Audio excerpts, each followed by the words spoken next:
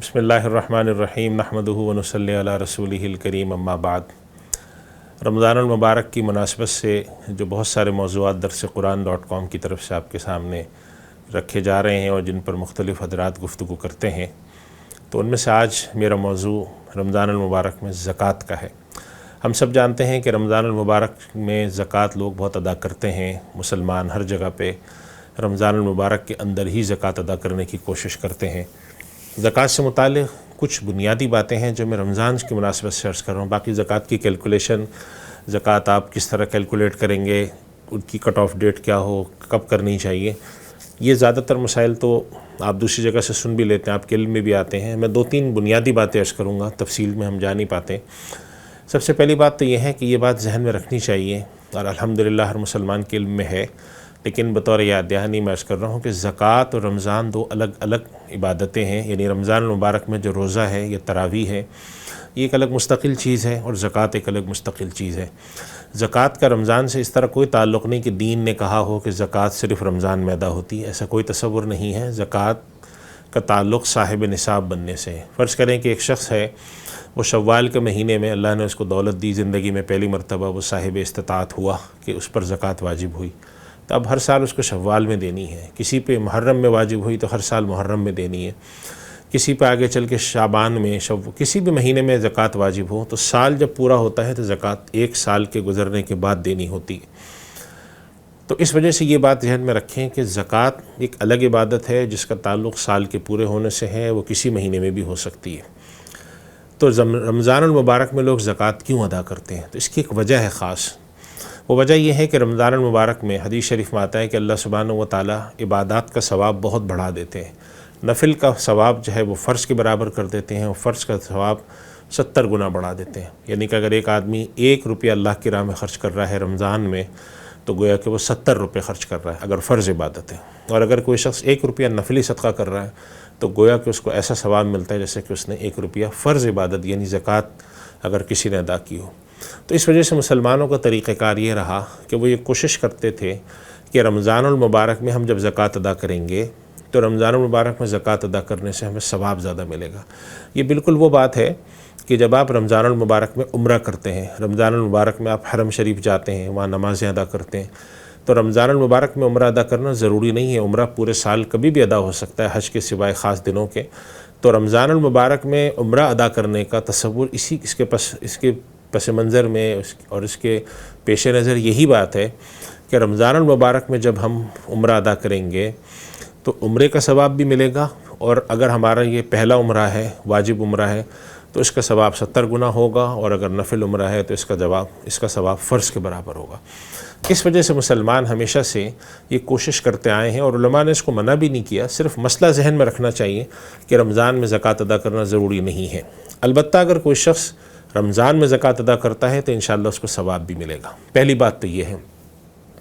دوسری بات یہ ہے کہ اگر ایک شخص چاہتا ہے کہ اس کا نصاب، اس کا سال پورا ہوا رمضان کے علاوہ کسی مہینے میں، لیکن وہ چاہتا ہے کہ وہ رمضان میں زکوٰۃ ادا کرے، تو اس کی زکوٰۃ کا حساب کس طرح سے ہوگا؟ یعنی فرض کریں کہ ایک شخص ہے جس کے پر محرم میں، جس کے پاس اللہ تعالیٰ نے اتنے پیسے دیے، دولت دی کہ وہ صاحب نصاب ہو گیا، اب اس کا سال پورا ہوتا ہے محرم میں، لیکن وہ چاہتا ہے کہ میں رمضان میں زکوٰۃ ادا کروں۔ تو اس کا طریقہ کار یہ ہوتا ہے کہ وہ زکوٰۃ جب ادا کرنے کا وقت رمضان آتا ہے تو اس پر حقیقت میں سال نہ گزرا ہونے کی وجہ سے ابھی زکوٰۃ فرض نہیں ہوئی ہے۔ اب اگر وہ شخص اپنی زکوٰۃ کا حساب آئندہ سے رمضان میں اس طرح شفٹ کرنا چاہے تو یا تو یہ کرے کہ وہ پہلے ادا کر دے، جو زیادہ آسان طریقہ ہے۔ یعنی کہ فرض کریں محرم میں سال شروع ہوا، اب جب محرم پہلا مہینہ ہے اور رمضان 9واں مہینہ ہے، تو جب رمضان شروع ہوا تو اس پر زکوٰۃ فرض نہیں ہوئی ہے، لیکن اگر وہ زکوٰۃ کا اس وقت حساب کر کے زکوٰۃ کی جتنی رقم بنتی ہے وہ اور اس سے تھوڑا سا زائد بھی ادا کر دیتا ہے، اور آئندہ اپنے سال کو پورے رمضان میں منتقل کر دیتا ہے، تو اس کی علماء کرام اجازت دیتے ہیں، تو یہ طریقہ کار درست ہے۔ تیسری بات زکوٰۃ کے متعلق آج کل بہت زیادہ لوگ سوال پوچھ رہے ہیں، وہ یہ سوال ہے کہ بعض دفعہ لوگوں کے اوپر جو زکوٰۃ فرض ہوتی ہے وہ رقم کی شکل میں زیادہ ہوتی ہے۔ یعنی کہ فرض کریں کہ کسی شخص کے پاس، ان کی وائف کے پاس، اہلیہ کے پاس مثال کے طور پہ 50 لاکھ روپے کا زیور ہے، انہوں نے اپنی کچھ انویسٹمنٹ کی ہوئی ہے، کوئی پلاٹ خرید کے رکھا ہے، تقریباً ان کے اوپر زکوٰۃ فرض ہو گئی مثال کے طور پہ 5 کروڑ روپے پہ۔ اب 1 کروڑ روپے پہ 2.5 لاکھ زکوٰۃ فرض ہے، تو اس کا مطلب یہ ہوا کہ ان کے اوپر 12.5 لاکھ روپے زکوٰۃ فرض ہوئی ہے۔ اب 12.5 لاکھ روپے زکوٰۃ ایک ساتھ نکالنا، عام طور پہ لوگوں کے پاس اتنی نقد رقم نہیں ہوتی ہے، 1 لاکھ 2 لاکھ 3 لاکھ پڑے ہوتے ہیں، لیکن 12.5 لاکھ روپے ایک ساتھ نکالنا لوگوں کے لیے عموماً مشکل ہوتا ہے۔ اس کے حوالے سے 2 مسائل یاد رکھنے چاہیے۔ پہلا مسئلہ تو یہ ہے کہ نقد رقم کو زکوٰۃ میں نکالنا کوئی ضروری نہیں ہے، چنانچہ یہ ممکن ہے کہ ایک شخص کے پاس 12.5 لاکھ روپے زکوٰۃ فرض ہے تو اس میں سے وہ 5 لاکھ روپے کیش نکال دے، اور کوئی جیولری ہے وہ نکال دے، کوئی اور سامان ہے وہ نکال دے۔ اس طریقے سے بھی زکوٰۃ ادا ہو سکتی ہے، یعنی کہ کیش سے بھی زکوٰۃ ادا ہوتی ہے، اشیاء سے بھی ہوتی ہے۔ تو اگر کسی شخص کے لیے کیش میں 12.5 لاکھ زکوٰۃ نکالنا مشکل ہو رہا ہے تو وہ کچھ کیش نکال دے اور کچھ زیور نکال دے اور کوئی قیمتی سامان ہے وہ دے دے۔ دوسرا طریقہ یہ ہے کہ زکوٰۃ کو وہ تھوڑا تھوڑا کر کے نکالے، لیکن جلد از جلد نکالے، یعنی کہ فرض کریں رمضان کے مہینے میں کسی نے حساب لگایا کہ میرے پاس 4 لاکھ روپے ہیں، 4 لاکھ روپے رمضان میں زکوٰۃ نکال دیں، پھر شوال کے مہینے میں 2-3 لاکھ نکالے، پھر اس کے بعد ذیقعد اور ذی الحج میں، یعنی جتنی جلدی ممکن ہو وہ کیش کی شکل میں زکوٰۃ نکال کے 2-3 مہینے میں پوری کر دے،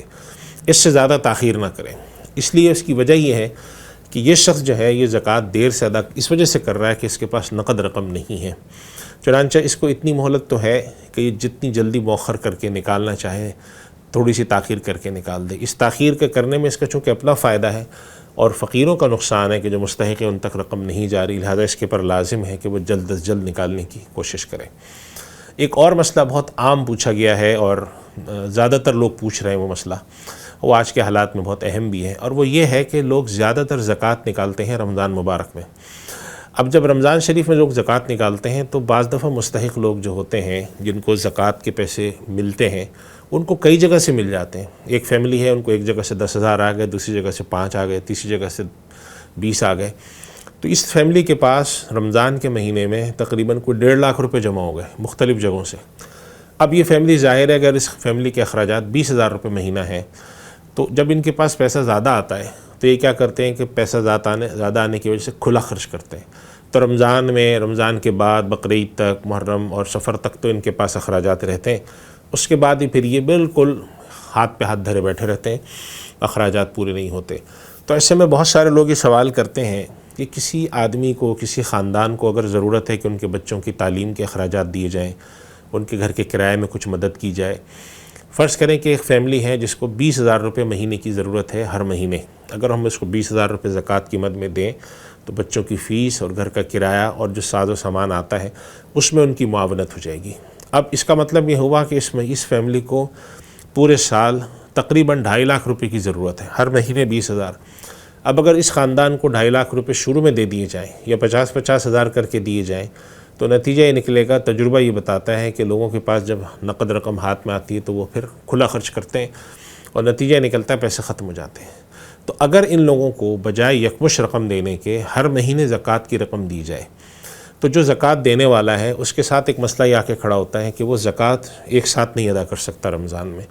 وہ چاہتا ہے کہ لوگوں کو تھوڑا تھوڑا کر کے پورے سال دوں۔ تو کیا شرعاً ایسا کرنا جائز ہے؟ تو علماء کرام کہتے ہیں اس کی اجازت ہے، اور اس کا طریقہ یہ کریں کہ جس شخص پر زکوٰۃ لازم ہوئی ہے، یعنی ایک شخص ہے جو زکوٰۃ نکالتے ہیں اور فرض کریں کہ رمضان میں ان کی زکوٰۃ بنی 5 لاکھ روپے، تو ان کو چاہیے وہ 5 لاکھ روپے تو الگ اکاؤنٹ میں رکھ لیں، کہیں کر دیں، اور ان پیسوں میں سے وہ جتنی فیملیز ہیں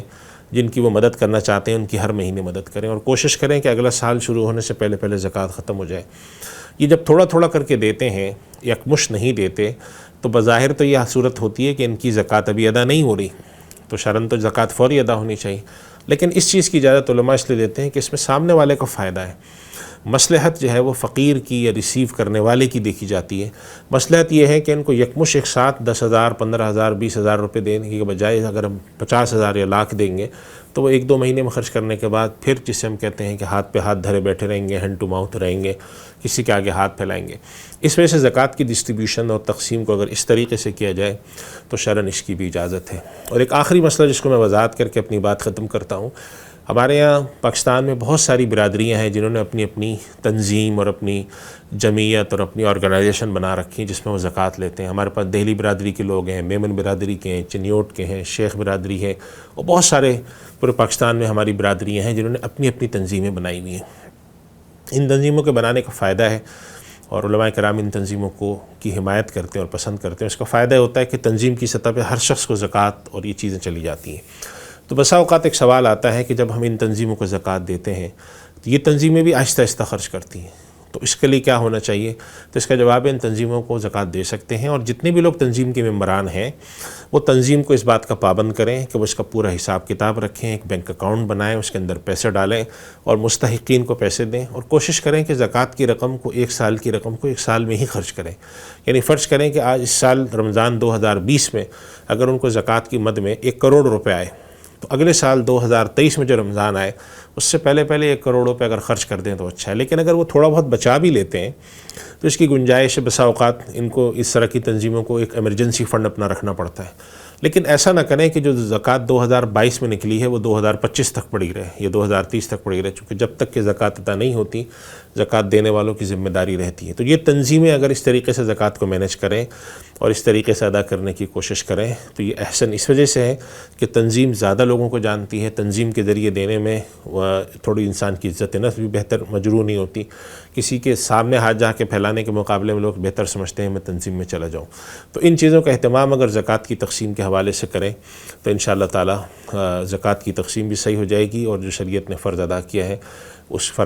ایک فریضہ ہے اس کے تکملہ بھی ہوگا، اس کی ادائیگی بھی صحیح حسن طریقے سے ہوگی، اور زکوٰۃ بھی زیادہ بہتر طریقے سے پہنچ سکے گی. وآخر دعوانا الحمدللہ رب العالمین.